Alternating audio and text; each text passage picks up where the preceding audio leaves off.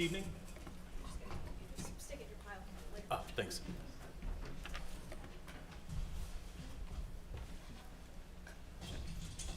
Do the official gavel here. So I'd like to call the February 12th, 2024 Peachtree City Planning Commission meeting open. If all those who are citizens of the United States would like to please stand and join me in the Pledge of Allegiance. Pledge allegiance to the flag of the United States of America and to the republic for which it stands, one nation, under God, indivisible, with liberty and justice for all. Okay, I want to welcome everyone this evening to, again, the February 12th meeting. We do have several items on the agenda, but I'm going to go ahead and start off. Any additions or deletions as Robin makes her way back to the desk? Okay, thank you. Any announcements or reports or reports? Yes, oops. I think Laura is going to go over the development status report. Okay, perfect.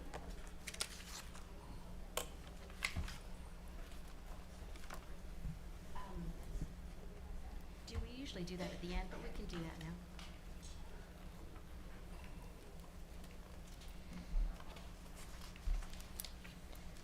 Right. I'm trying, Laura. Let's see. Is yours working? Oh, There we go.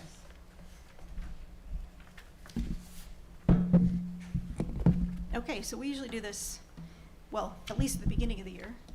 We'll try to do it more often, but we review active development projects, residential and commercial, and we'll start with residential.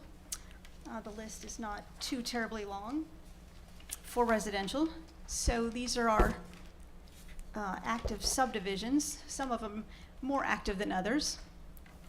And you'll see we have a few blank spots for the commissioner representatives. So as we go through this, be thinking about who would like to volunteer for some of these open spots, and we'll go ahead and fill those in while we do this. You'll see Crestwind is pretty close to being complete, about 98%. And we have Everton, not quite there, about 85%.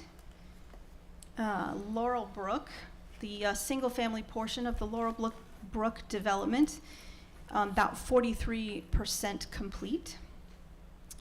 The townhomes, there are 6 townhomes planned for the development, and two of them are under construction. One, I believe, is complete or almost complete, and a second one is underway. The Collier Hill townhomes off the north end of McDuff Parkway has not started construction yet, but the initial plat was approved last summer, and we do need a commissioner representative for that. We can get that when we're through with the list here. Mill Farms, they had, of course, you know, they were rezoned, and then they had a modified, they were annexed and rezoned, and then they had a modified rezoning. They modified their plat, and so they've had to redo a few construction plans down in the southeast corner, and we're still reviewing some construction plans for that and their plat, so we're working on that right now. And then, believe it or not, the Rockaway Townhomes is coming back to life. They've been no activity down there for a while, but I was contacted very recently, in fact last week, by somebody that's working on the building design. So apparently that's coming back to life. And then we have Smoke Rise Corners, and that is slowly but surely coming along. They're about 73% complete with the homes in that subdivision. Towson Village, the the subdivision at the end of Governor's Square, Phase 1. They are sort of just getting going in there. They have about 9 or 10 homes in progress. And then what we're going to look at tonight is a conceptual plat for it's a new phase called Towson Place, which is an extension off the southern edge of that development. And finally, Wilkesmore Woods is a finally completed. Oh, I didn't leave that one on there, did I? It's on my list, but it's not on there. Wilkesmore Woods was on the list. It's been taken off because it is now complete. 180 properties in that subdivision. So we're going to need a commissioner representative for Towson Place and also for those townhomes on McDuff Parkway. Do we have any volunteers? Maybe Andrew or Scott? Since I have Towson Village mixed use, I'll take the Okay. Towson Place. too. Okay, very good. Thank you.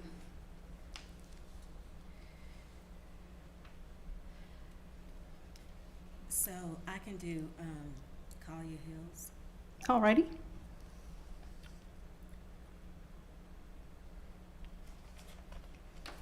Okay. Laura and Robin, one question. Yes. And you mentioned, of course, Rockaway is looking to come back. Since that was approved in 2022, is there any limitations time-wise? Is that going to have to come back through the process again, or how is that set up? Well, no, The timeline for platting is different than, so residential platting is different than site development for commercial development. So the commercial has that 12-month if no progress has been made. But once you have conceptually platted or preliminary platted something, that's done. They don't Okay. have to come back. It's not like it would expire. Right, okay. plus they've also, from what I can tell, I mean, their construction plans were approved, and I believe they've done most or all of the site work. They're Yeah, just it's been waiting to sitting, build. waiting. They're just waiting for building permits, so I think they're good to go. All right, thank you. Now for the big, this is a 2-pager. All right. The Aberdeen mixed use, you know, if there is Partners Pizza, their construction drawings are currently under review. The Adventure Aviation, 108 International Drive, they were kind of quiet for a while. They are ramping back up. They had a land disturbance permit issued recently, January 26th. And so their site development is getting ready to begin, or I haven't been out there, they may already be in progress. The Bridge Park Medical, that is on Commerce Drive to the left of McAllister, so across the side road there. You may remember approving that. They are working on getting their land disturbance permit. Of course, then we have the Certainteed expansion, and that is just ongoing. All their little various projects and expansion. Nothing little about it. Yeah, well, you know. Anyway, some of them are smaller than others. The Gerber Collision, they are on 74 on the southbound side, to the north of the Rock, and they seem to be moving kind of slow, but they are out there working on the site, and they also do have a building permit, and I believe they have a slab out there, but that's about it. Gersheimer is going pretty strong out there. They have most of the building up, and they're continuing to work on that and site work. The Project Glass, we're calling it, on Necco Way, they have a grading only permit, and we are also reviewing their construction plans, site construction plans. The Gimme Shelter project, there's been no movement on that. We approved it in March of 2023, so their conceptual site plan, and so that is about to expire, coming up here soon. If they do nothing, if they don't submit, for the next phase.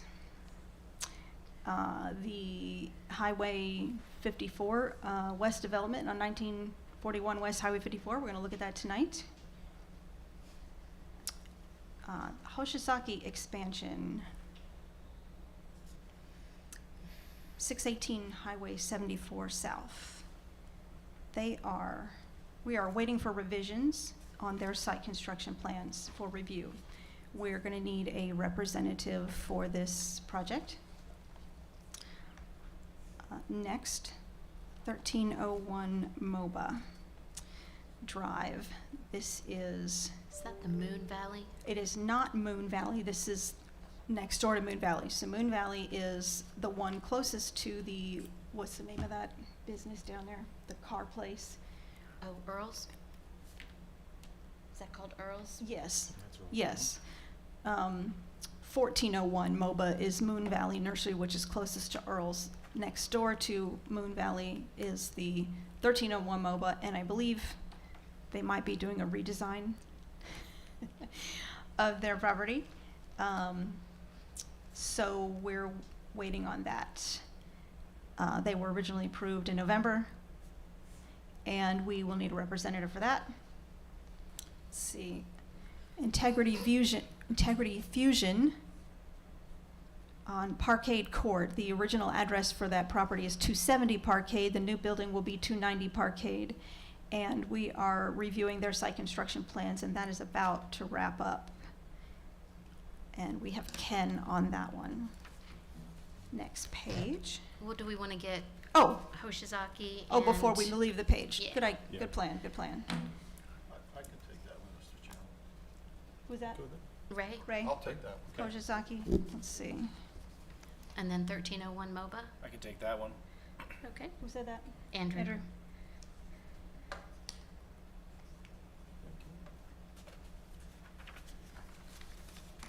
Okay. Oh, that one. Sorry. You already changed it. Okay. The Laurelbrook condos, which we consider a commercial project, there's been no movement on this in a while. We'll have to check to see if it's expired then. We will check expiration.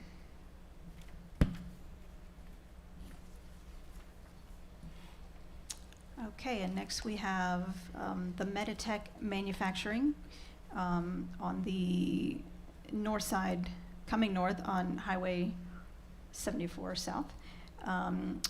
New manufacturing warehouse building. They are going up in a hurry. Site development and building construction going on all at once. We will need a commissioner for that. Then the Moon Valley Nursery, which they're working on land disturbance permit, and we're also reviewing a building permit. Need a representative. Then we I have, can take the nursery. yeah, Mhm. okay. Does anybody want to volunteer for Meditech? I'll take it. Thank you. Who said that? Andrew. Mr. Chris.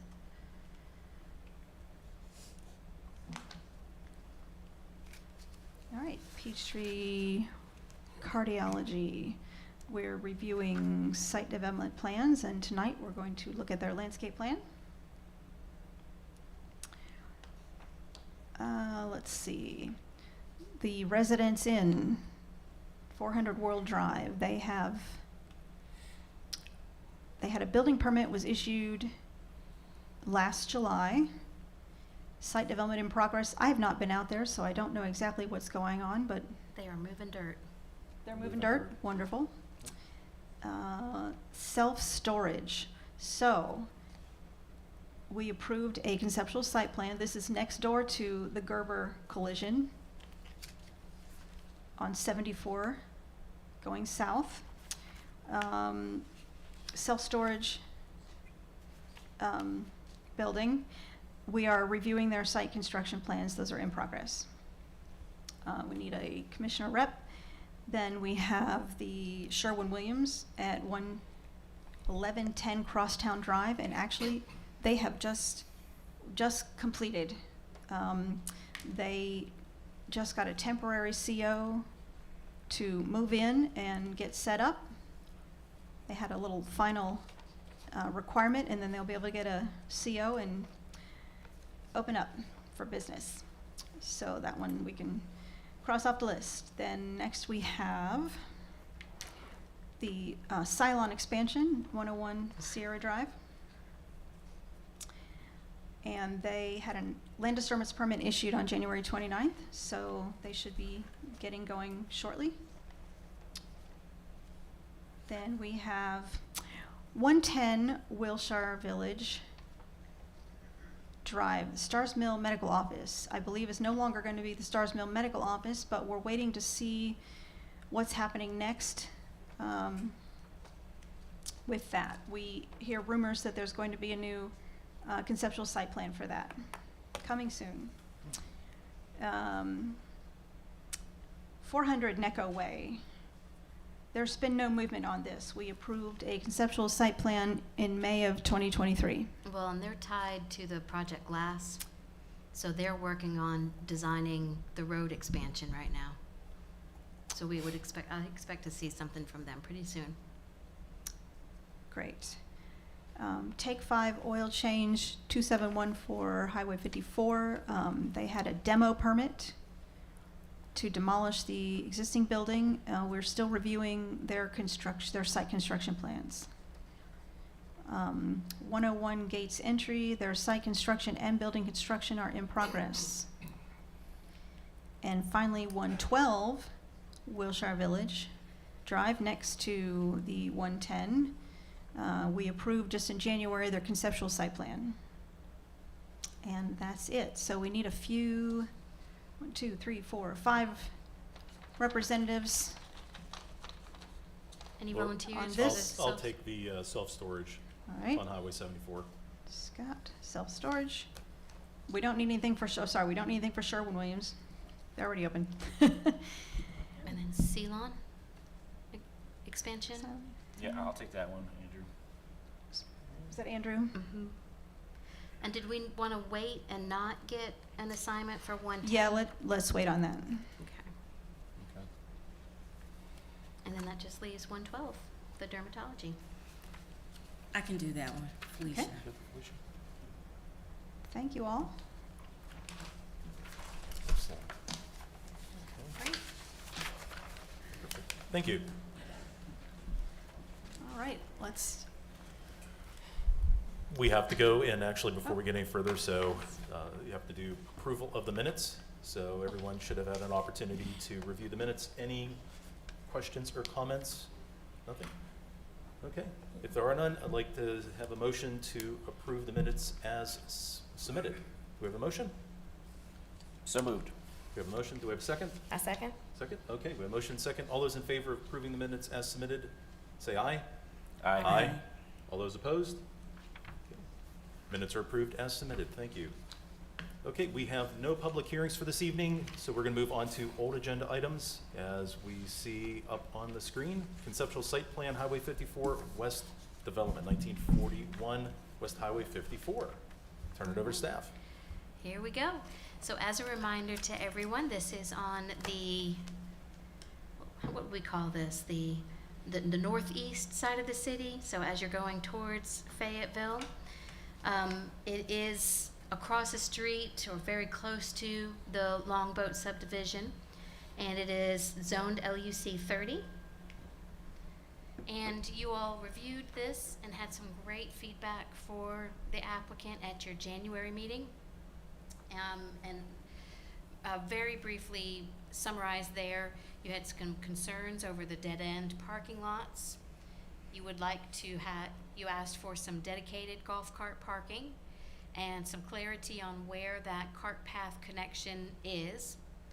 You also asked for understanding that GDOT is the approving entity for the driveway. You still requested some information about the driveway permit when it became available.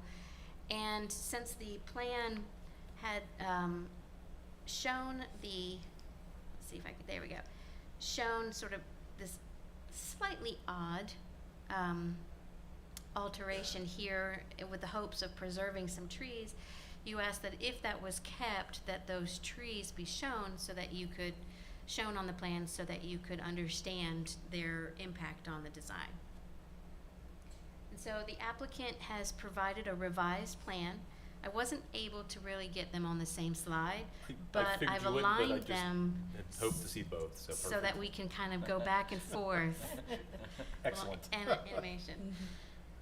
So as you can see, especially in the back, this whole area back here, where those dead ends were located, they've kind of, moved things around and evened the site out a little bit.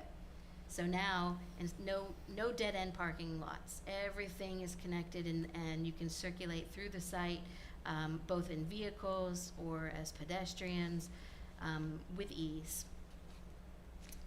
They also added some dedicated golf cart parking, here shown in sort of this buff color. There's 30. You had sort of gave a rule of thumb of about 5 per building, which would have been 25, I think, or something like that. And they've provided 30. And then you asked for clarity about that path connection. So we can see there's the existing path connection right there. So we can see how the folks will get to the site in 2 locations. And the layout did have an impact on the parking, and so this was included in your staff report, showing that they are meeting the requirements. They needed to have 327. They have about 332, and you had requested about 25 golf cart, and they've provided about 30. So let me go through this and make sure, the zoning conditions that were associated with this included this buffer along this landscape. This is called a tree and landscape buffer along a major thoroughfare. So that's preserved. And it required this 50-foot wide connection for the potential, but not in stone, but the potential location of landing of a pedestrian bridge over 54 should this be the desirable location. So if you have, believe that covers everything or all the major changes that have occurred since our January meeting. And I think the applicant is here to answer any questions you may have. Okay, thank you. Good evening, Jason Walls with Highland Lane Planning. Actually don't have anything to add other than we're just here to kind of listen and talk it through with you. One thing, we did study the trees out there. There ironically aren't hardly any specimen trees out there. There's one large one kind of where the right in, right out driveway is, but it's dead. The rest, there's a lot between the size 12 to 18, but there's not real, there's a few that do go over 20. They're more where we're showing the open space on the far right of the plan. In the back where we kind of angled the parking lots and have condensed everything, and we have that park space back there, nothing over 6-8 inches back there. It's all kind of scrubby pines and stuff falling down. So that gives us an opportunity to do something nice outdoors there. So anyways, we're just here to talk and listen to you and move the project forward. Okay, good. I'm going to go ahead and start. Commissioner Reeves, do you have any questions or comments? Yes, thank you for the updated plan.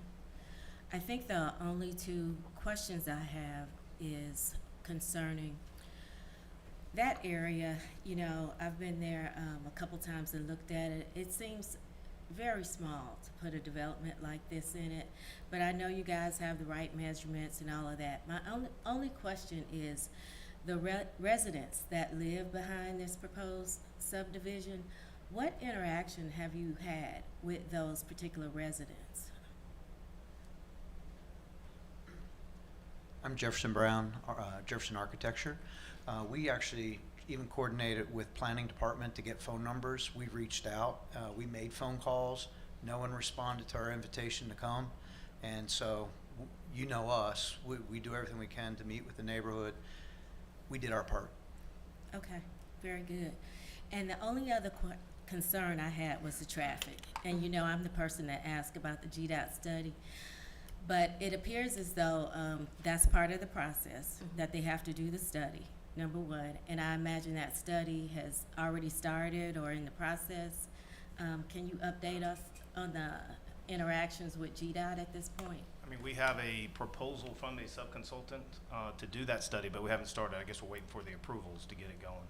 Okay, all right, and it seems like But it is traffic. required, like it's mandated to get the permit from GDOT here is to have the full traffic analysis. That's what I wanted to hear. Thank you. Mr. Johnson? So I was not here for the January 8th meeting, but I've, looked through the plan and specifically the things that the commissioners had requested. And it appears that you have addressed the ones you can. I know you talked about the trees, and so I really don't have any other additional questions. Thank you for addressing those things they brought up. Mr. Chris? Yeah, just a question for the applicant. First of all, I really appreciate the updated drawing and the additions that you made. I think they're great. I just am wondering why the golf cart parking was placed where it was. It seems like it's sort of tucked away in the back. What was the decision choice for that? Well, it was twofold. I think currently our connection is in the back. And then, let's see. Yeah, I mean, say that again? Oh, yeah, so they're kind of, obviously we put them where the groupings are, so office in the back, and then you got your two front spots there. My idea on keeping them separate like that, though, was prevent cars from parking them. That was the second point I was missing. Sure. So I think when we have them off, we can have them not paved, they can be slate gravel or something like that, a material that's not gonna, I see too many cars parked in spots. I do think cars or golf carts are still gonna park in, vehicular spots. But at least this way will prevent a SUV from parking in a golf cart spot. Got it. Yeah, and we did, we shaded out some parking spots to allow the access. I mean, we could make that, as we get through engineering, that could be a green space piece, like a curb island or a connection in there. Got it. And it's a quick question for staff. We were handed a bike parking pamphlet today. If we were to require bike parking in a development like this, would this be the time to bring it up, or would it be? This is the only time. Okay. So if you want to approve it, one of the things I was noodling on was requiring dedicated what is the word I'm looking for? Bicycle parking near the main entrances of each individual building. I think would be a great place to start. Mhm. Have you all considered bike parking as a part of this plan? We did not speak about it specifically, but we're very familiar with the requirements. Ideally, we would locate them on the other side of the parking nearest the buildings, and then we would distribute them. There's a formula that we go through. Off the top of my head, I don't know what that formula is, but we're open to it. Okay. Yeah. No further questions. Mr. Leota? Thank you, Mr. Chairman. I have a couple of questions for maybe Mr. Brown, and I do have a question for staff, maybe a clarification on something in the ordinance. Yes, sir. By the way, thank you very much for making this amendment. This is a significantly better layout in terms of circulation, emergency service access, but visitor access. I think it's a great change that you made from what we were looking for at the last meeting. Appreciate that. Thank you. We have a great owner and a great team. Couple of questions. If you know, with the golf cart extensions into the property, is there any special agreement needed to do that with the adjacent property? Okay, that's Jason. Yeah, Yeah. that's actually city-owned property. It is. I'm Okay. pretty sure. That's my understanding. Okay. And at the very least, we have a 50-foot easement on either side of, so if it's not So- city-owned property, we have the rights to access Okay. that path. Yeah, I just didn't understand who had control of that property and whether they were going to allow the paths to be extended into this facility. Yes, so the city requires, I don't know off the top of my head because I know not all green spaces are owned by the city now, but I do know that we require that 50-foot easement on, so that we are allowed to do maintenance on it, in perpetuity. Perfect, thank you. The second question I have is about loading. And maybe staff can help me understand the ordinance. when I looked at this, I thought there should be at least one loading space for each of the two smaller buildings, and then the building on the right maybe have its own dedicated space. The way I understand it, you don't need loading if you're 2,000 square feet or less, but above that, you need at least one up to 25,000. So, Mr. Brown, I guess, could you address how you would be doing loading if there are no spaces in the plan? We do have some additional spaces above and beyond. We don't even know who the users are going to be yet. Okay. So the use dictates that requirement and then how we would accommodate it. So that's why we tried to pick up a couple more spaces, because the back two buildings could be someone that would require it, but we're not aware of any need at this point. So when the Maybe you can final help me site with that, plan yeah. comes in, so this is conceptual, and this, and it's interesting, because later on you'll see how much more detailed this plan is than other conceptual plans that we've seen in our past. So this is conceptual, just to make sure that in general, what they propose will fit on the property. But in the final site plan, that's when staff will review that 20,000 or 25,000 square foot, requirement for the number of loading spaces, and we'll make sure to get those specifically. I guess what I'm not completely understanding how the ordinance gets applied. Is it, these buildings might get cut up into smaller users. Mhm. So is it because, say, building one is all 2,000 square foot or less users, the building doesn't require a loading space? Is that how it's interpreted? Or, I mean, from my perspective, I would think What was the by last time? ordinance, it might require one. It's been a long time since we've done a Yeah. major commercial development. Yeah, the Avenue or something. So, I would have to review the Okay. specific, and I'm happy to maybe discuss this Sure. later, or I don't mean to not answer it right now, but without the Yeah. ordinance in front of me, we'd have to look at the details at when it's triggered. Yeah, I'm not trying to throw a monkey wrench into this is a greater plan than what first got presented, but I just don't want that requirement, if it is necessary, to require the reduction of parking, which could trigger the reduction of building square footage. Mhm. I don't It's want the- that to happen Uh-huh. because it's a good plan. Yeah, I So- think the back of house operations, all of those kinds of things get looked at during that final site plan review. Okay. And then when, depending on how they've designed it, we make sure it meets the ordinance. And then if there's needed additional revisions or protections based on where that is, they also come back with a landscaping plan for you all to look at and review. Back of house operations Got are it, pretty okay. tricky, especially in 360 sites like this, where you can go around the whole building pretty easily. Okay, so they'll- what we're saying is, subject to some further information as the plan develops, loading may or may not be necessary. Right, yes, Okay. sir. All right, perfect, thank you.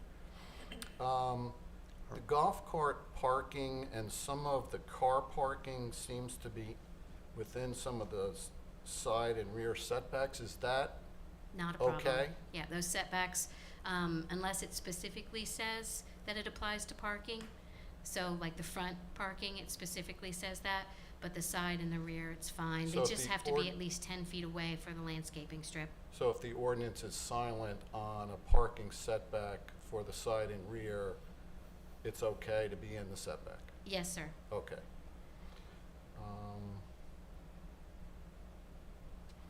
I think that's really all I had, Mr. Brown. I appreciate the information, and again, I do appreciate the effort you made in changing this plan. I know it was a little fairly sizable change to your original layout, but I think it's much better.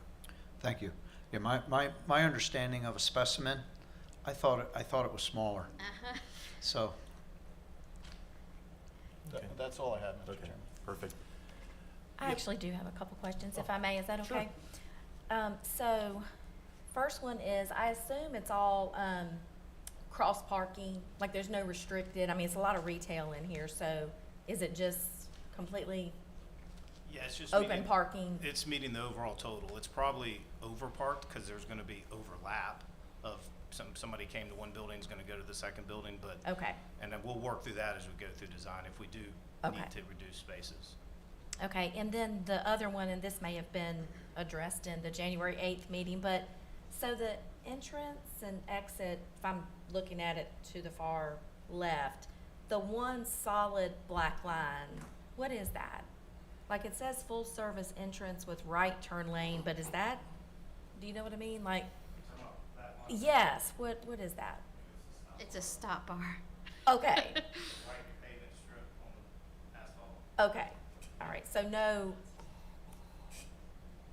so It's a So hurdle. basically, you can turn left out of there. So there is okay, that was my And we're question, you proposing it. can There's a- turn left, There's a okay. median opening, and I think it's Genevieve or Genevieve Court maybe is below there.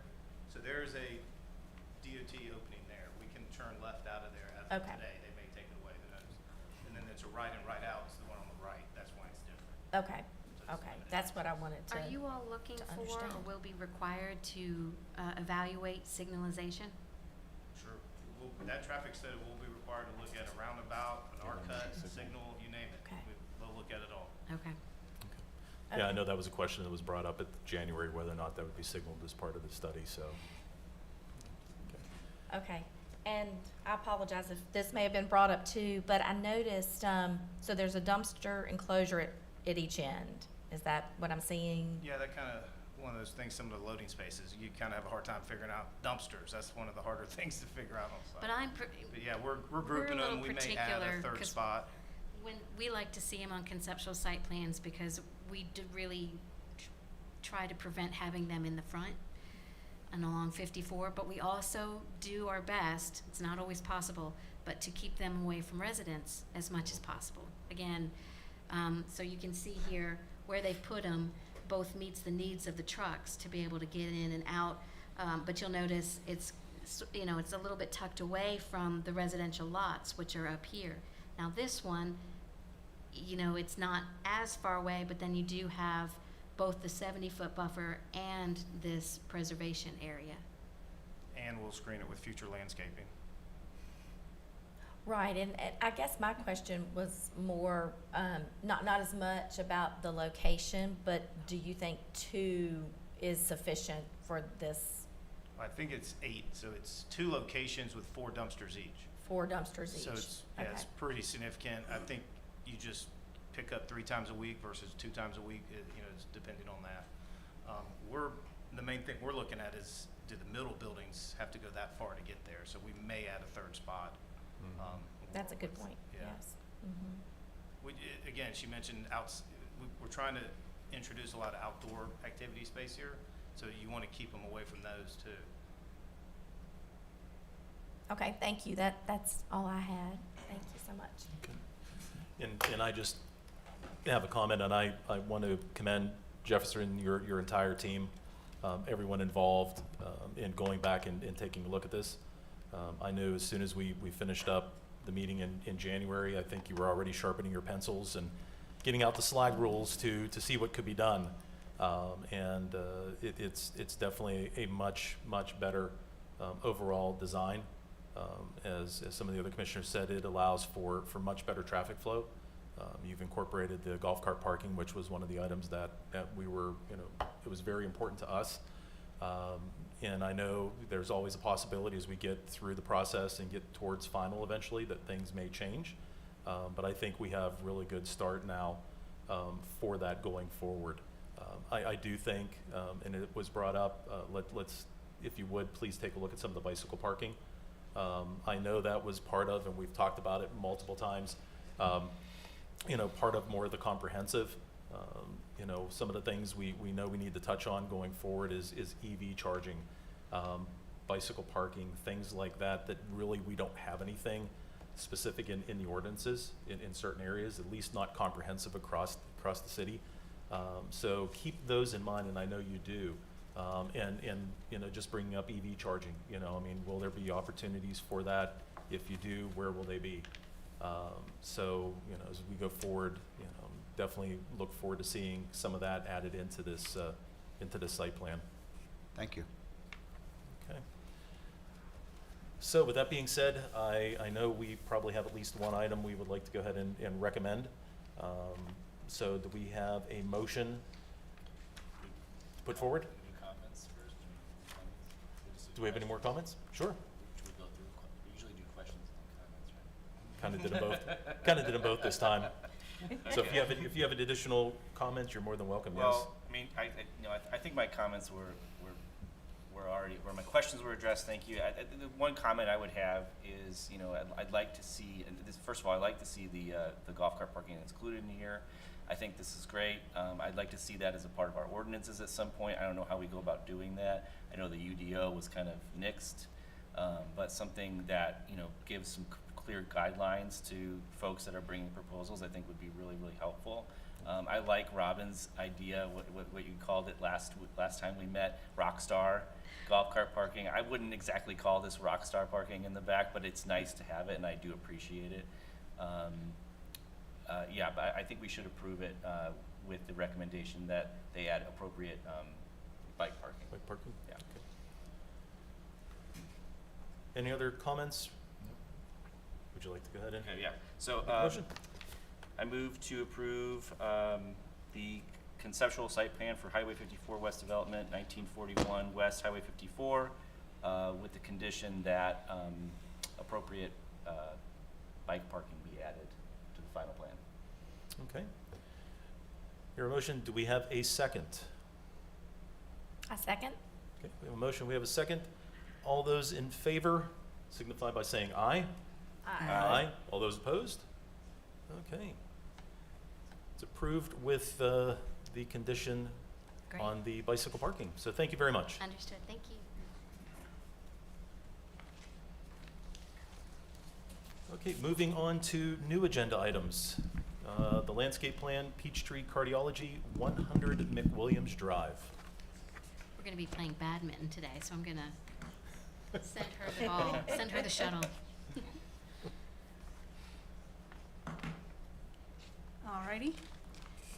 So, we're probably familiar with this one. It is located at the intersection of McWilliams Drive and, whoop.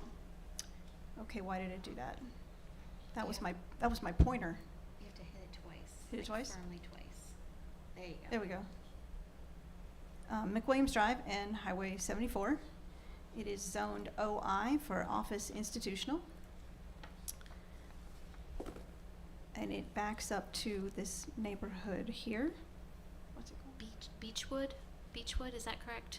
I know some folks are out here. Yes, Beechwood. Beechwood neighborhood. All right, moving forward here.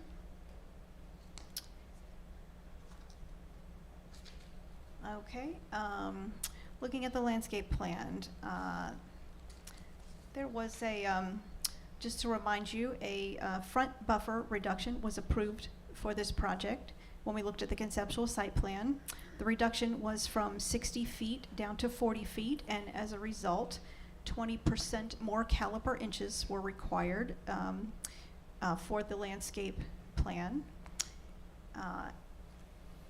So the impervious area for this project is 19,518 square feet, and with the 20% additional caliper inches required, the total, that brings the total requirement to 72 caliper inches of canopy trees and 48 caliper inches of understory trees. They are providing the 72 inches of canopy trees required and 66 inches of understory trees, which meets the requirement of canopy inches and canopy tree inches and more than meets the requirement of the understory inches required. In addition to that front buffer reduction, a variance was granted for this project for the 75-foot transitional yard requirement between a non-residential zoning district and a residential zoning district. So that would be That would be this area in the rear. This is actually the 75-foot mark right here. And as a condition of that variance, it was required that additional evergreen landscaping be added between the parking lot and the adjacent residential properties, which these are the residential properties here. So, the developer has paid a lot of attention to this buffer area here to try to address some concerns that from the neighbors. And they have proposed evergreens throughout this area, and so I have highlighted all of the trees and a couple of shrubs that are evergreen, which means they will stay green all year round. So those will create a continuous visual screen throughout there. And so they coordinate, these colors coordinate, their various shades of green with this group of evergreen trees right here. This is a shrub that will get fairly large eventually, and these trees right here. And then there are also some blooming.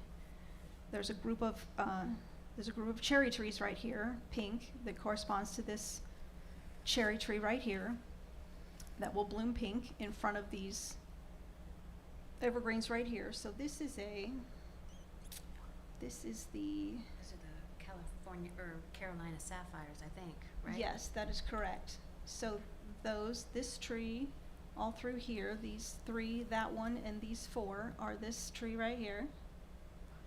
And then these little pom-pom looking ones are your Nellie Stevens holly.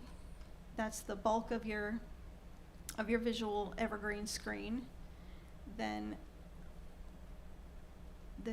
these three, that one, and this are these wax myrtles right here. Now the designer will have to clarify for you whether they intend for these to be a tree or more of a shrub that goes all the way to the ground type of tree that looks more like this. I'm not sure what their intention was. And then let's see, what have we left out? These Clara shrubs are the small looking pom-poms, which there's a little group right back here and a little group right back here. And then we have several deciduous hardwood trees that will provide some great fall color. We've got scarlet oaks, red maples are just the one red maple up here, but then scarlet oaks scattered throughout, and some yellow and some orangey yellow trees, fall color trees. So add some pretty color throughout there. Let's see. Oh, in addition, I know the residents had some concerns about the stormwater structures, which one comes down here and then turns, and then there's right at the end here, which will be hidden by some of these evergreen trees, and then the other one pops out right here, again also surrounded by some of these evergreen trees. They are proposed to be painted either a brown or a green to better blend in with the landscape. And that's about all I have. So staff is of the opinion that the proposed landscape plan for Peachtree Cardiology exceeds the requirements of the city ordinances and all the conditions placed on the site and recommends approval.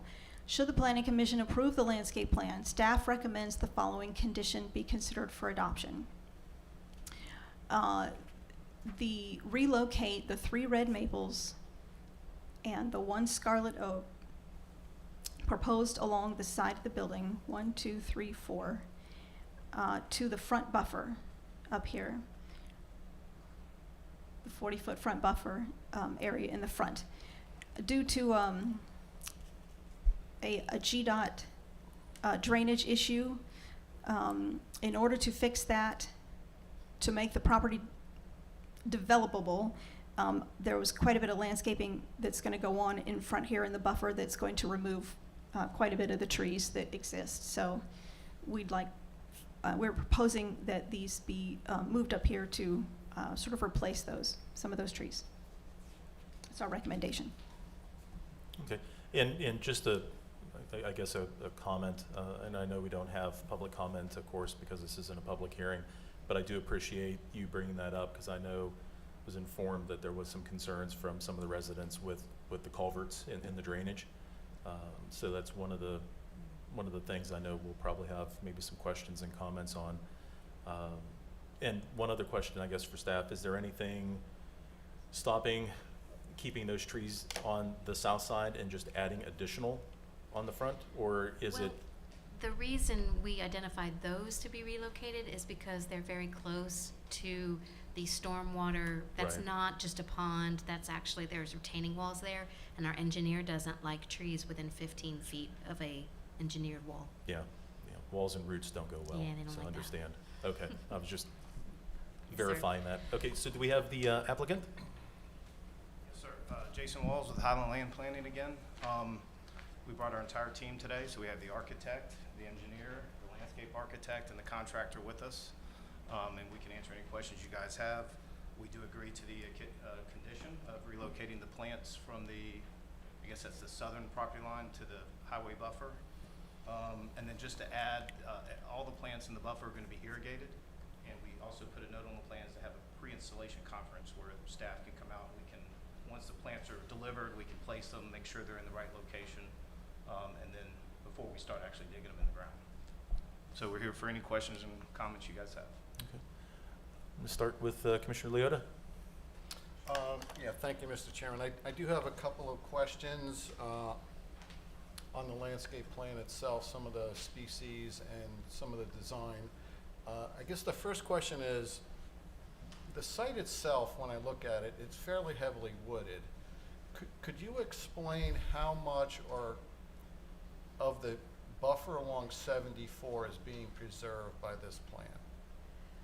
Well, The existing trees? so the site that it's been graded and cleared, so all of the trees that are there today will stay.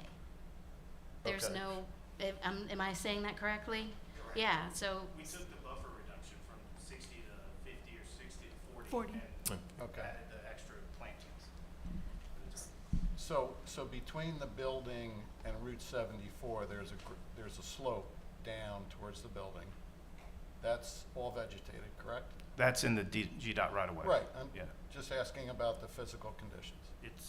It's partially wooded, yeah. I mean, Okay. I do think the trees go past matter of fact, the water line is under the trees, ironically. And then once you get onto the property, it's been graded?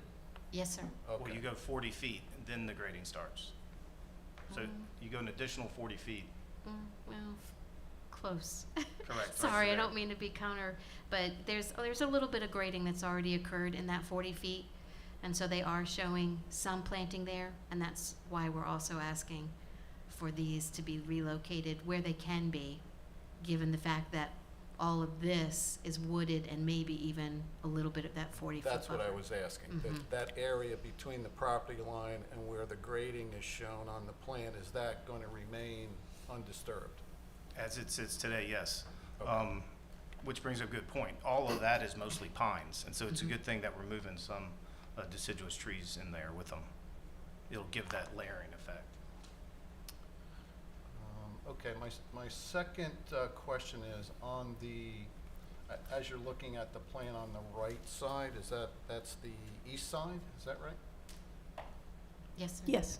It looks like the parking lot is higher than the residential lots. There's a graded slope down. Is that correct? Yes, sir. So a lot of the evergreen planting is down at the bottom of the slope. Mhm.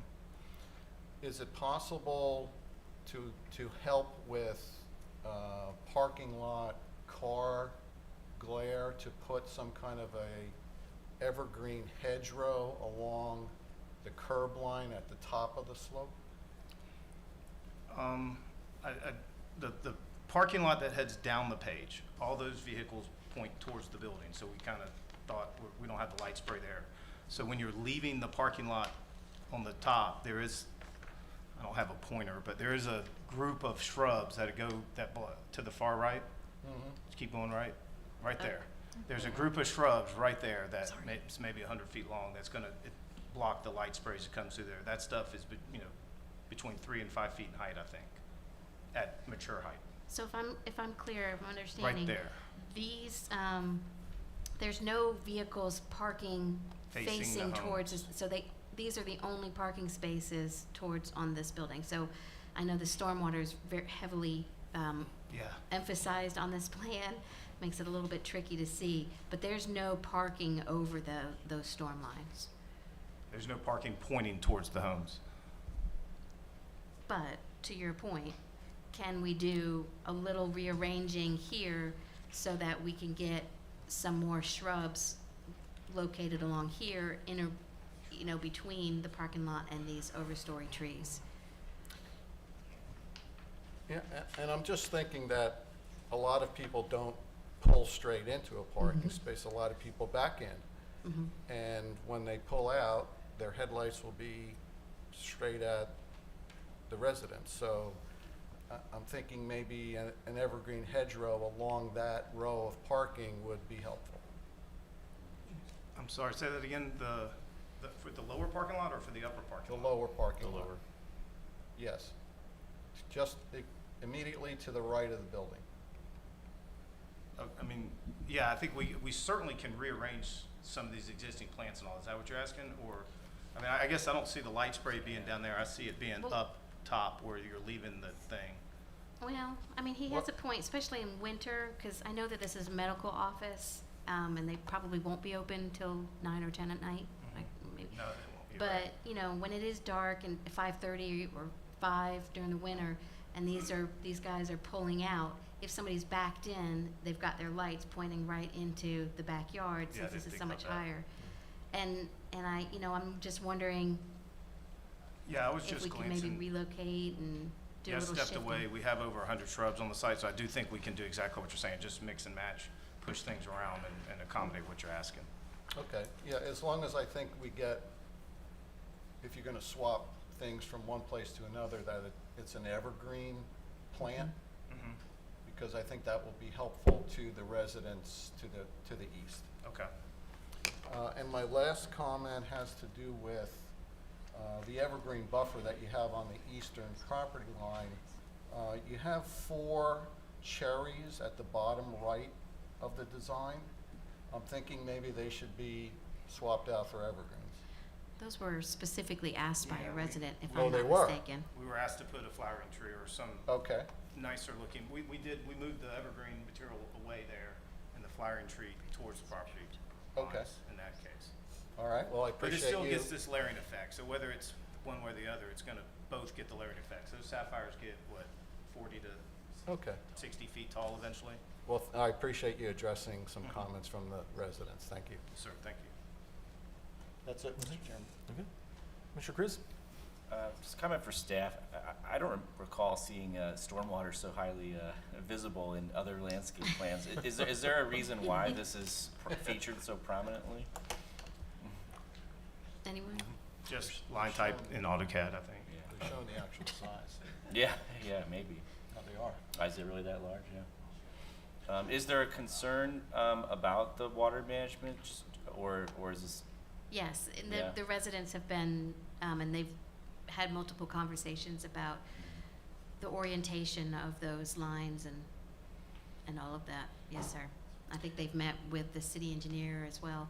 And the stormwater is all mitigated as a part of the construction and design process Oh, with staff? yes, Yeah. absolutely, yeah, Okay. there's minimum standards that they have to meet, and in fact, I think they've actually exceeded those. Okay, great. Yep, that's all. Okay. Commissioner Johnson? So my only question is for staff, so where you are talking about them swapping out, is it possible to do something smaller with not such a big root?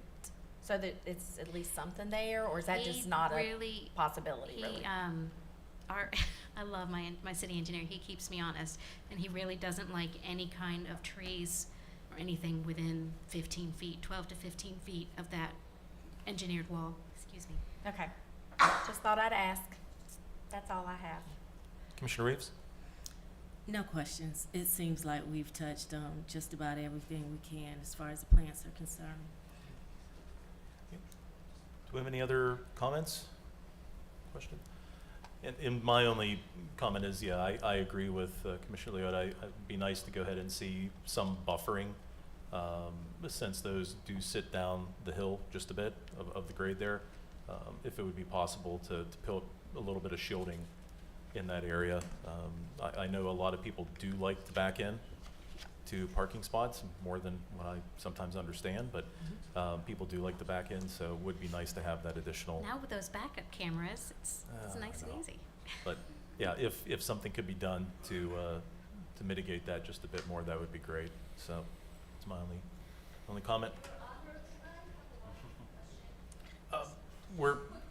We don't have any public comment. I'm sorry. I If you're appreciate it. we're happy to take your questions, Yeah. staff, either after the meeting or whenever it's convenient for you. Yes, Sure. ma'am.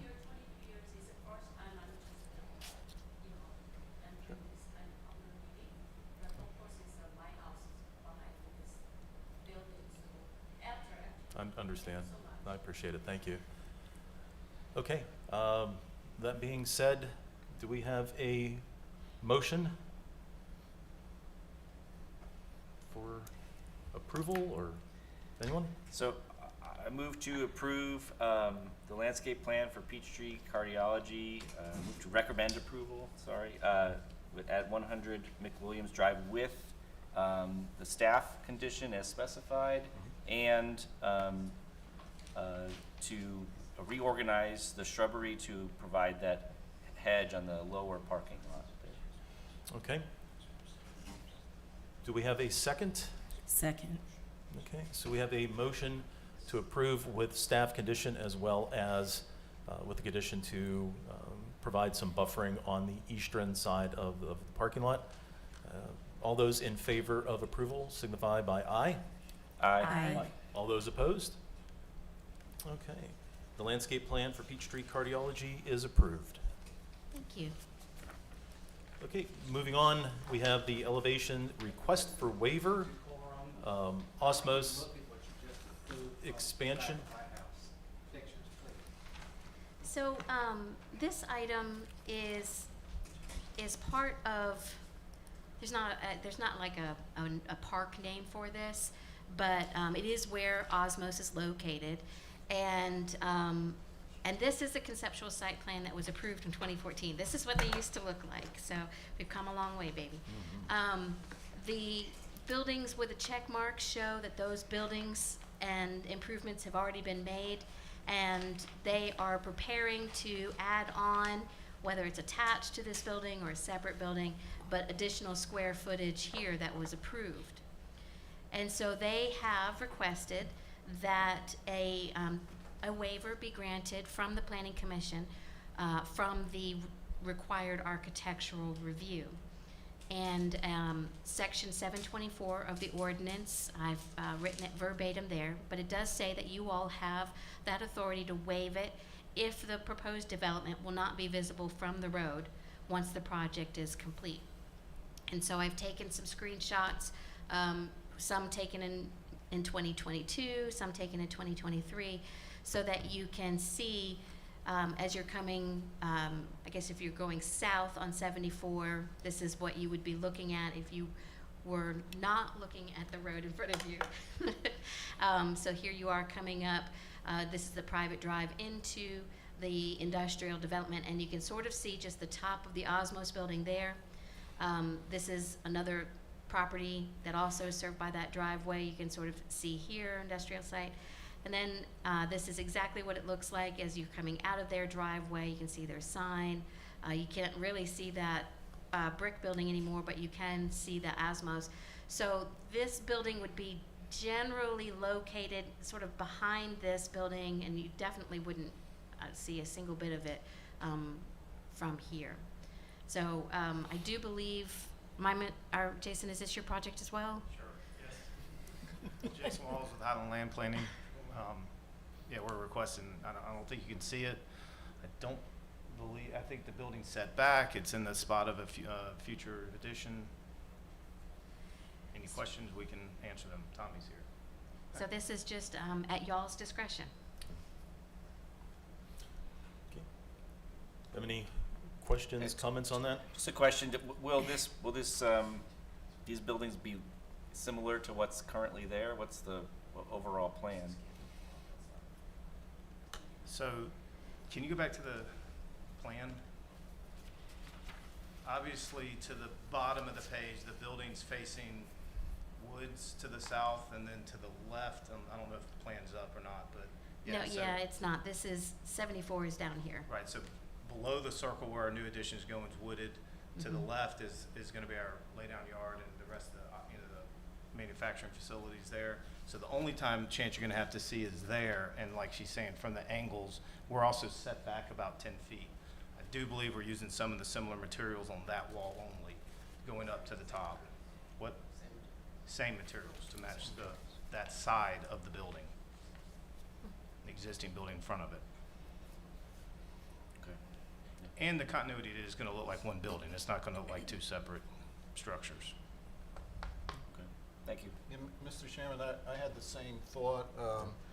I don't take any exception to the waiver request, subject to the addition looking similar or the same design as the existing building. Okay. If it were gonna be a very different design, then I think we would wanna see the elevations. Understood. Commissioner Reeves? So I think we've kind of got the flavor out there. I guess the only question would be, why specifically are you requesting this? Why specifically are you requesting a waiver? Is there a cost associated with it, or? I think it's just a timing thing. That's the only question I had. Commissioner Johnson? So my question really is for staff, and this is really just for my own reference. Is there a time period where, like, I saw it was 2014, which was 10 years ago, like, So because this project has progressed pretty regularly over the years, and because it's identical to it's literally already been graded out there, so so they're not nothing even. has changed out there that would cause an, okay, that was Right. just kind of what I was And wondering. honestly, yes, we could go through the motions again, but I don't want you to ever feel like you're a rubber stamp. And so because the property has continuously developed, it didn't need to come back through you all. Okay, that was my only question. Okay. And I basically have the same comments as the other two commissioners, as long as there's continuity between the building designs and outlooks, I think then, I would be favorable to go ahead and grant the waiver. So, any other comments or questions? No. Okay. No. With that being said, do we have a motion to, I guess, approve the waiver? is what we With, do? With the s- condition Yes, sir. of having maintaining the continuity of Very good. the building design. I make a motion that we approve the request for waiver for the Osmos expansion at 635 Highway 74 South with the condition that there's continuity in the development of the building. Do we have a second? Second. Okay, we have a motion, we have a second. All those in favor of approval of the waiver with conditions, say aye. Aye. Aye. Aye. All those opposed? Approval of waiver with conditions is approved. All right. Okay. Volley back to you, Laura.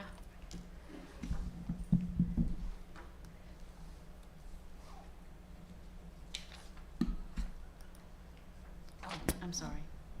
Oh, I got trigger happy. I'm sorry. it's okay. All right. Finally, we have a conceptual plat. As we mentioned in our development status report for Towson Place, which is the sort of the southern continuation of the Towson Village subdivision.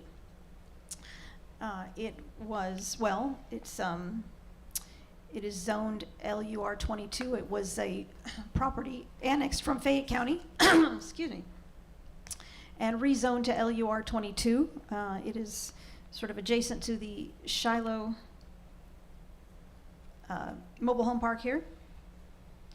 And the acreage for the property is 11.4 acres.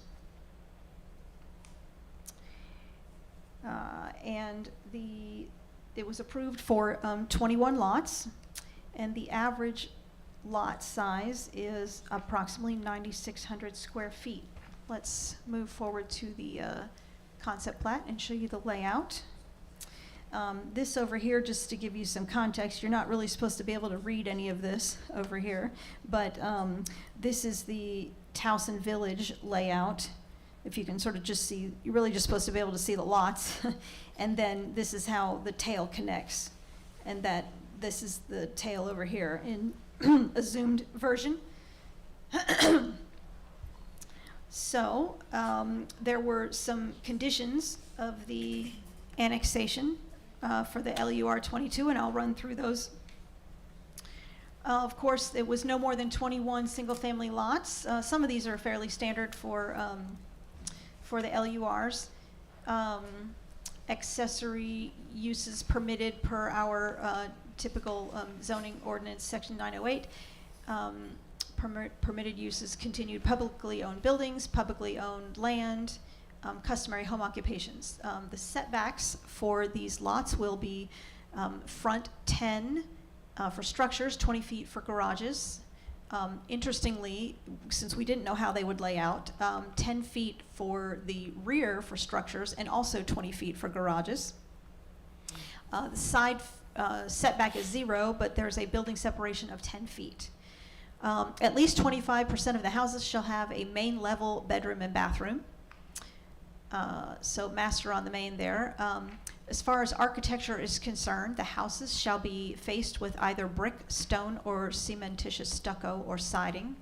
And each elevation visible from a public street shall include architectural detailing to avoid blank walls. That's pretty standard for our new subdivisions. And staff will review these architectural designs when the building permits are submitted. Let's see. And of course, the maintenance of all internal parks and landscaped areas will be the responsibility of the HOA. Some additional requirements. There are no green belts or buffers required. However, the city engineer has requested a 50-foot city green belt that will connect Deanwood Terrace right here.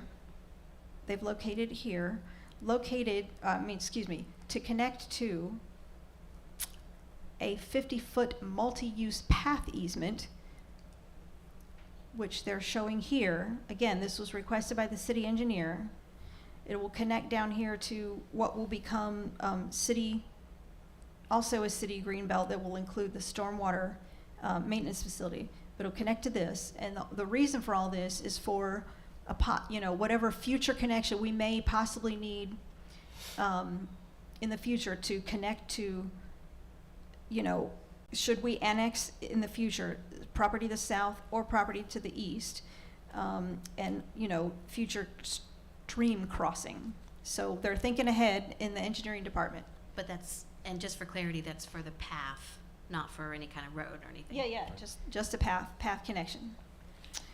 And then, let's see, parks and open space. The requirement is at least 3 acres per 100 dwelling units, or in this case, for 21, approximately 1/3 of an acre. They're exceeding that requirement with about 3.75 acres of open space. Cul-de-sacs are not to be greater than 1,200 feet. This particular one, which starts up here in the existing subdivision, is only about 970 feet long. And those are about all of the details I have to give you. So staff is of the opinion that the conceptual plat meets the zoning conditions and the land development ordinance standards, and is in conformance with the approved conceptual site plan from August of 2023, and therefore we recommend approval. Okay, thank you. Do we have the applicant? Hey, I'm Daniel Fields, RS Towson Holdings, here answer any questions that you have. Okay, Thank you, perfect. staff. I'm going to start with the questions. Commissioner Johnson, anything for staff or applicant? Not right, I don't have any questions right now. No, thank you. Commissioner Reeves? No questions. Commissioner Chris? Yeah, just a question for staff. One of the drawings in our agenda packet shows the pocket park on the left-hand side of the street, and then the one we're looking at on the screen now shows the pocket park on the right-hand side of the street. So is this what we're looking to approve today, this image? Yes, that's correct. So Okay. the other drawing was the conceptual, That's what they submitted? well, I'm sorry,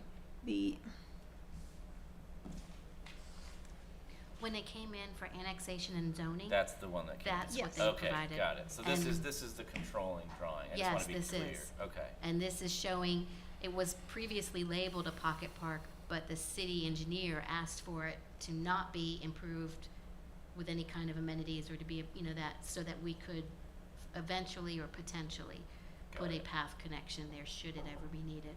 Got it. Okay. Okay. Yeah. Commissioner Leota? I really like what you did in addressing the engineer comments. I think the subdivision layout and all of the components you put in to address those comments, I think you did a very nice job with that. I do only have one question and comment on the layout. Lots 1 and 2, and the line that separates the two is kind of like a jagged line. Is there any way that the line separating lots 1 and 2 can be more radial to the radius of the road so it looks more like lot 6 as opposed to that kind of awkward lot line separating lots 1 and 2? Straight line instead Kind of. a radial line coming out of this. We could certainly look at that. I think I the think- challenge the engineer was having is that Yeah. there's trying to get the minimum width Okay. on that lot. That's what Because we I were think it would create a better Getting a minimum lot here. for each of the two lots with that change, but if it's a code thing in terms of lot width or depth or something like that, I understand. the other challenge is, we told them they had to get more than 50% of the lot in the new zone. On the south side. Because remember, this property up here is technically zoned, Mhm.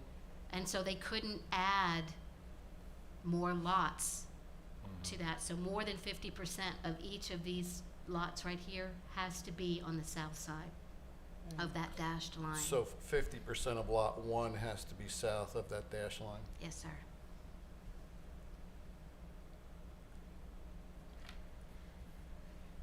That's it, yeah. If it stays the way it is, Well, and that's what that's what's I hate. required. This is one of those items that basically your approval, we'll go over this later, but you are the plating authority. And so we never recommend conditions of approval to plats, because what you give approval to is it. So if you want them to re-look at that, then please don't approve it tonight. Please ask them to, you can maybe table it and have them come back and look at it. Well, I'm just looking at, a house sitting on lot 1 is gonna be oriented a certain way, and then the one on 2 is gonna be turned quite a bit from, it's not gonna be consistent like all the other lots. It's gonna look a little odd because of its orientation to the side property lines. Mhm.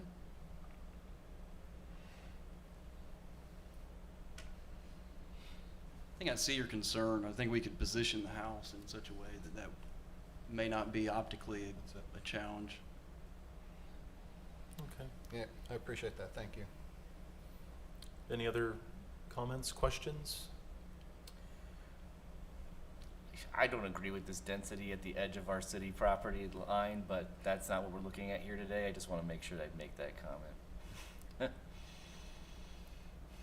Appreciate I that. would concur with that because I recall seeing this before, and I would just concur with that comment on record. anything else? Nothing? Okay, well, do we have a motion? And I guess question to Commissioner Leota, is that something that you would like them to go back and take a look at? Well, I think it's Dan, is that right? Yes, sir. Dan, I think he said that they had the ability to position the Okay. house in a way that it looked the same as you drove down the street. Keep the continuity of the flow of the So homes. there was Sure. continuity of the Okay. street appeal, and I think that's satisfactory, and that resolves the issue about the 50% item. And just for your reassurance too, what we can do is in our permitting software, we can add a flag so that when that permit comes in, there's that flag that says, hey, make sure that this is aligned with lots, with the street with line 2, so that we can encourage them to do that, to follow through with that. I think that would be a good compromise. Okay. Okay. Do we have to state that as a part of our motion, Robin? Um, Something? I will make that Okay. happen, just for clarity with the plat approval. I would politely request that you not make it a condition. Okay. Okay, with that being said, do we have a motion for approval for the conceptual plat? Move to approve the conceptual plat for Townsend Place, Deanwood Terrace Extension. Okay, do we have a second? Second? Okay, we have a motion to approve and a second. All those in favor signify by aye. Aye. All those opposed? Okay, the conceptual plat, Townsend Place, Deanwood Terrace Extension is approved. Thank you. Okay, we're gonna have our AV guys quickly change over. I don't wanna keep you all here all night, and with respect of your time, it's coming up on 8. So I'm gonna fly through this a little bit, but I do not want you to feel like you don't have the opportunity to ask questions. I love more of that dialogue type of conversation, so please stop me. As you recall, we talked a lot about the general development process from soup to nuts, from zoning all the way down to that CO. So I'm gonna skip through to, why are you all here? What is the intent of the Planning Commission? And just to give you some context, the first one in the United States was created in 1907. So there's a long history of it, but I find it really interesting that actually in the state of Georgia, it's not required, it's not even mentioned in our laws.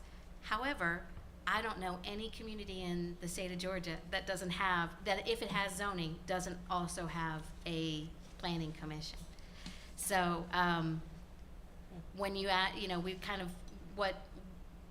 when you ask about procedurally, the minimum standards of Georgia are much lower than the minimum standards in Peachtree City. And so, you all will go over this, but you all make decisions within the land development process, and you make recommendations within the zoning and annexation process. And so here is what the Peachtree City Ordinance establishes you all.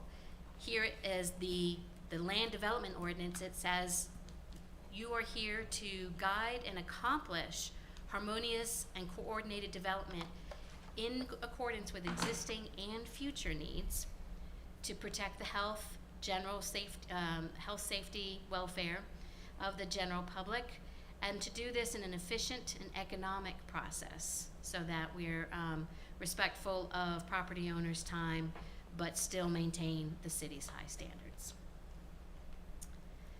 And then your platting authority is established in the development ordinance. Both you all are the platting authority for major subdivisions, so for anything that has public roads, public infrastructure.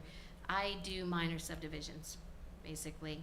If somebody is taking a big lot and cutting it into 2, or they're relocating a property line, because whatever that is, your planning director does that. So this is the subdivision of land. It is a kind of a legal process, and so there's not any discretion in the ordinance granted to the Planning Commission when it comes to subdividing land. But there is discretion given to you all in the ordinance for development of that land. And so you all have heard us talk about should statements and shall statements. And when it's a should statement, that's when you all need to exercise your discretion, your power. And so while you can't necessarily direct staff to undertake any rezonings or ordinance changes, you can still communicate to me that those, or us, that that's something you'd be interested into, and I certainly carry that forward, but you can't tell us to do it. We still actually, we're liaisons with you, we are still technically staff of the city manager, not you all. However, you do, I'll say this again, you do approve, you're the final decider in that land development ordinance elements. And so what are those elements? That this is where you decide is conceptual site plan, so the 1941 that we saw tonight, the buck stops with y'all. Landscape plan, the 100 McWilliams that we saw tonight. Building elevations and the power to waive those, you saw that tonight. And a conceptual subdivision plat. Oh my gosh, you guys saw all of these things tonight, I just realized that. So Planned that, didn't you? So before it gets to you though, our job is to make sure that it meets the minimum requirements of the ordinance. We will never bring something to you that sort of meets it if it's approved with this condition, yada yada. If we recommend a condition, it's above and beyond the minimum standards of an ordinance. And there's that little asterisk at the bottom of every contract. Just keep in mind that yes, you are the deciding factor, but there is always an appeal process. And the ordinance says the appeal process for anybody who doesn't like your final decision, it goes to the city council. That's why, that's why I always encourage, like, if it's a minimum ordinance, then they have to do it. But if it's not, and you all make it a requirement, and the applicant has indicated that they really are not willing to do that, it's almost a guarantee that they'll take it to the city council. We haven't had that in a long time, in the last 7 years, I don't think. So here is where you advise. Anytime you hold the public hearings on rezonings or annexations or text amendments to the zoning or the land development ordinance itself. So you'll see those 6 criteria for rezonings. We'll also review and give you a summary of the compliance of the request with a comprehensive plan. And hopefully you'll see in the council memos that I'm doing a better job communicating your comments and concerns that you shared at the meeting to the city council, so that not only, I mean, they watch the meetings, but also it's in the staff reports. Here is who you represent. It is a residence, or estimated number of residents, about 39,000 as of July 2022, of which 29% are children. 29% of our residents do not vote. Well, no, can't vote. Let me put that way. Can't vote. 18% are older than 65. 8% are Hispanic or Latino heritage. 23% are non-white. I find this interesting. 7% have a disability, and 7% technically live within the federal definition of poverty. And interesting, since 2022, that has increased. We used to be 5%, and it's now 7%. So these are some of the basic skills that when you were interviewed, your interviewees looked for these and obviously saw them in you. Your ability to listen well and to not come to a meeting with a preconceived agenda. And when it's a public hearing, we really would like you to not come with your mind made up already. We do ask that you be able to consider the overall public good, which is very difficult when you have 10 very upset people coming to a public hearing. That's great, but remember there's 39,500 of the rest outside as well. So you have to look at the overall public good and the long-term interests of the city. So those future green pathway connections and things like that that you saw tonight on the plat. Or those long terms, no, we don't have any immediate, but long term, wouldn't it be great if we did have that? We ask you to be objective, to focus on facts rather than feelings, and that's very difficult too. And to be fair, impartial, and consistent. If you're going to make one property owner do something, then make sure that you're asking every property owner in that same situation to do that same thing. And honestly, the hardest thing that leaders, and that's what you all are, have to do is sometimes you have to make a decision even if the information is incomplete. You just have to make the best decision that you can given the information that you have. If we have the ability to give you that information, we will certainly look into it, but sometimes there's just no way to know everything. Very brief reminder of ethics of a commissioner. You all signed a financial disclosure with the city clerk. But sometimes we get a question about, should I recuse myself from this? And we have a lot of residents here who work for Chick-fil-A, and they're like, well, if this is a Chick-fil-A project, can I vote on it? I'm employed by Chick-fil-A.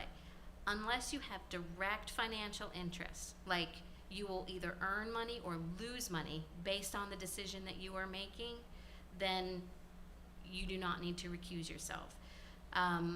If any of the information, if any decision directly involves your property, you should recuse yourself. Or if it has direct effect on the value of your property. For example, the classic planning ethics class is somebody has asked for their fence to, they have a property and they want to put up a fence, and you're across the street and it'll block the view of the lake for you. You should recuse yourself from that decision, because it could have a direct effect on the value of your property. And then there's also the direct financial effect on your immediate family, which is your spouse and your children. Don't accept gifts or bribes from applicants, and that can be a dinner out at Ted's. We have a $100 limit. The city has a policy that says anything over $100 you cannot accept.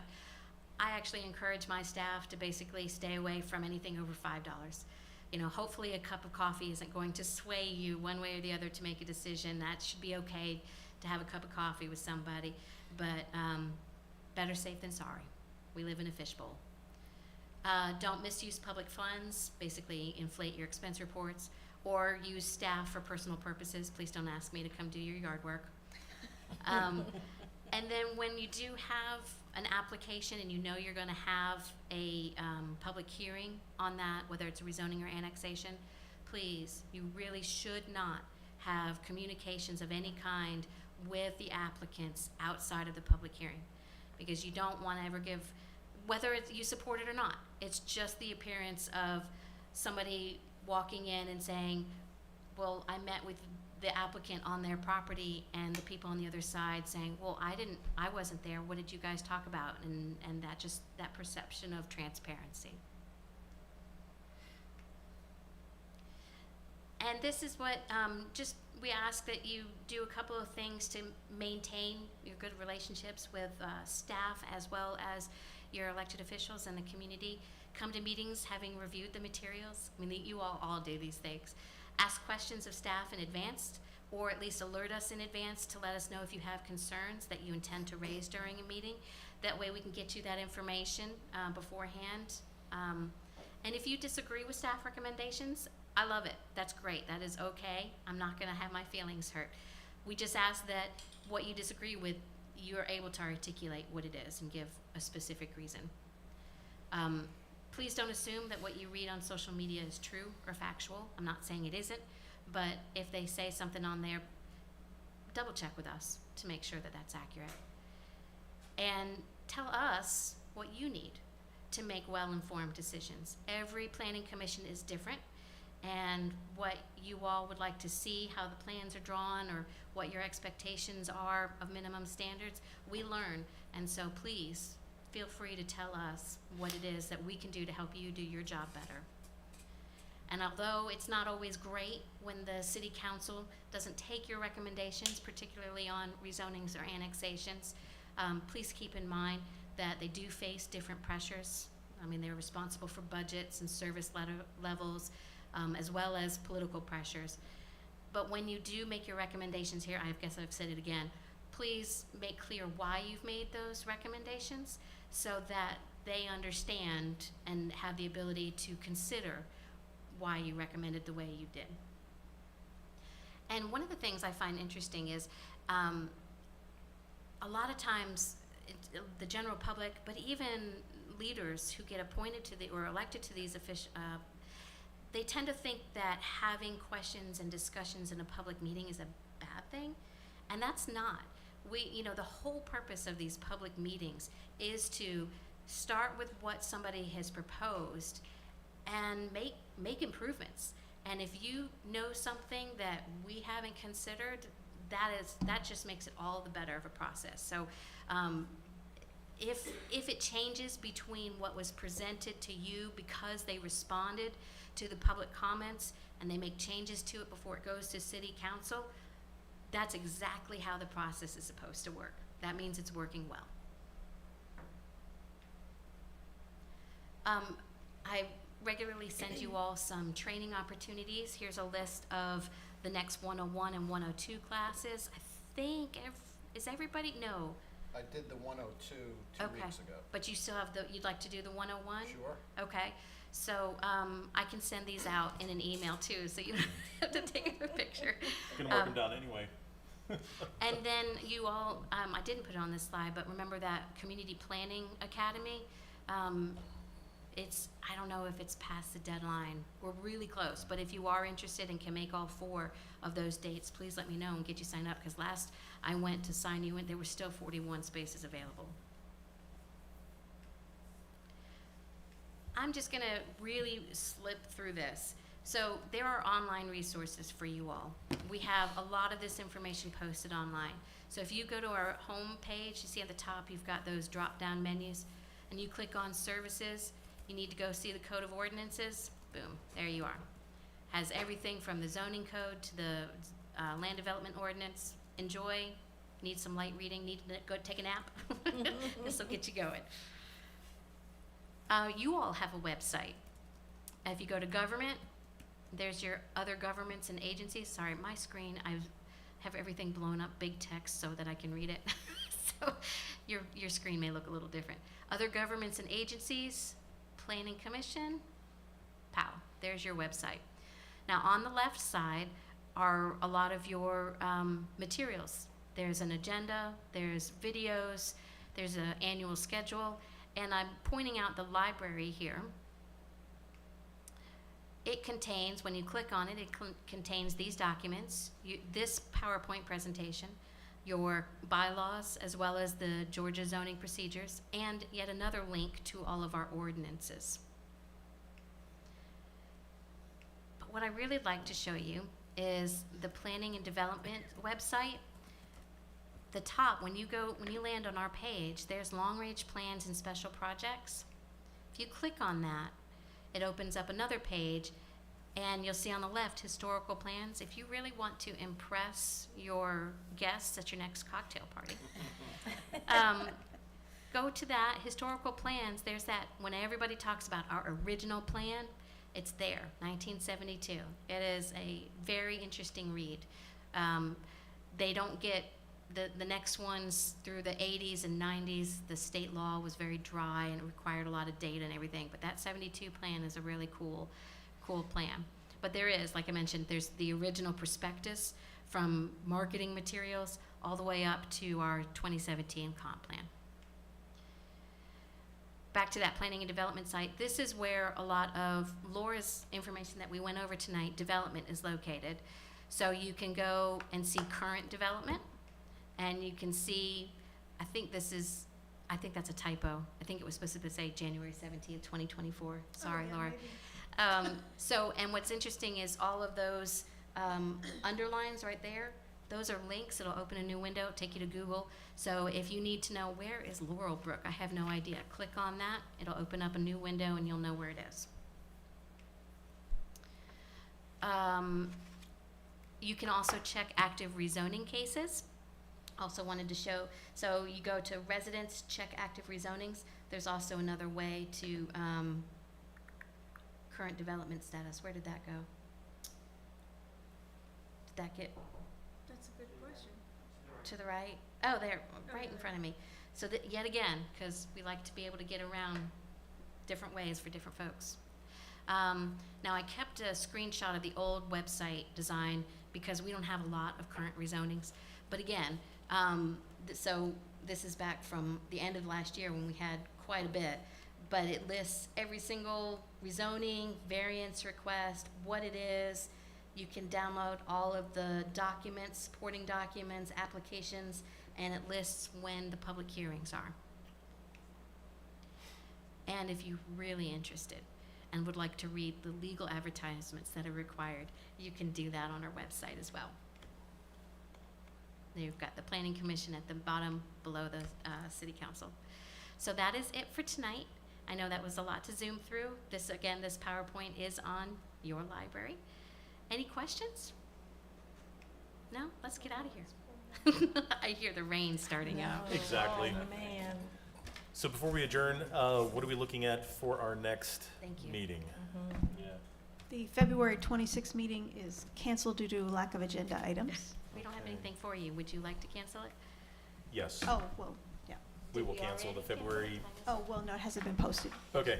So we'll be looking to cancel the February 26th. Yeah, the application time is passed, so It's if passed you all already? want to do that. Okay. And when's the next meeting again then? March 11th. Okay. Perfect. Okay, so motion to adjourn. So moved. Second? Second. All those in favor? Aye. Aye. We are adjourned. Thank you all. He said Thank March you. 11th, right? March